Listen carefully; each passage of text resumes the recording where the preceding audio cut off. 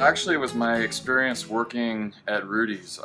You know, like most guitar players, I knew all the big brand names and stuff, but working there was the first time I saw Santa Cruz guitars and then all these D'Angelicos and Monteleones, these great arch tops, and kind of opened my eyes to this whole world of kind of like loan shark boutique Luthiery. And then watching the guys up in the repair shop, Makoto and Jeremy, you know, those guys were working magic on guitars day to day, and it seemed like something fun to do. And I really liked the idea of having, developing hand skills, you know, having something that was completely my own, that, you know, wasn't dependent on someone else. It was my own set of tricks, so to speak. So.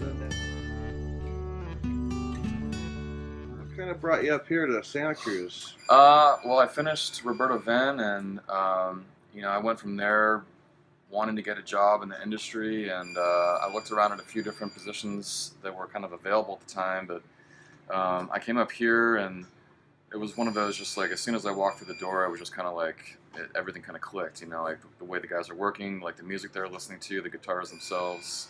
So it just kind of worked out. I don't know, it was just great serendipity. I know that like going to a place like Roberto-Venn is sort of from somebody who knows nothing, you end up learning a ton, but it's still just sort of the tip of the iceberg. Right? Oh yeah. It's a crash course and total immersion. You learn so much, but you really are just kind of scratching the surface. There's a lot of practice and learning after the fact. So it keeps it fun.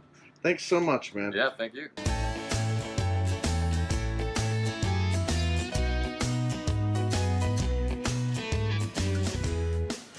Hey Peyton, how long have you been here at Santa Cruz Guitar Company? I've been at Santa Cruz now for about a year. Okay, and did you come here straight from Roberto-Venn, or did you have a stepping stone, so to speak? Pretty much straight from Roberto-Venn. I had about a month off to where I was deciding what I wanted to do, but pretty much straight out of school, yeah. Right. Now, is there something that stuck with you through the RV program? Bending sides and bending wood, for sure, is something that stuck with me. And what are you working on here? This is a walnut cutaway we're doing. It's an OM cutaway, and yeah, she's a beaut. She's gonna be a beaut at least. Yeah, I imagine so. Everything I've seen out of this shop is beautiful. Absolutely, we try to keep it that way.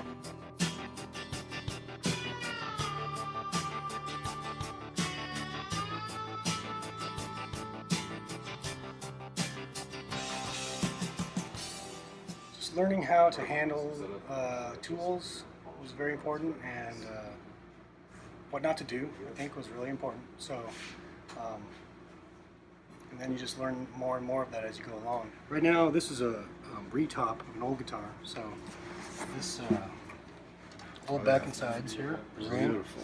Yeah, and it got retopped, so I'm getting ready to put it in the finish room. I just got done fitting the old neck to it, see? And so now I'm masking off the fingerboard area here and the bridge area with Frisket tape, so that the finish won't adhere to these areas here.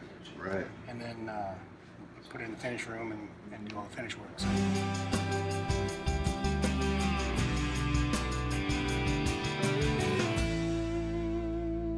You know, I always liked woodworking, and I love playing guitar, so I decided to combine the two, but I didn't know anything about it. That's why I went to this school.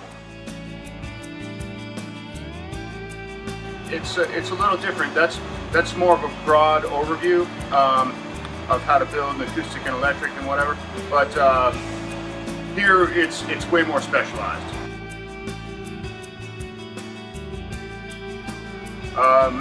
Measure twice, cut once. Thank you.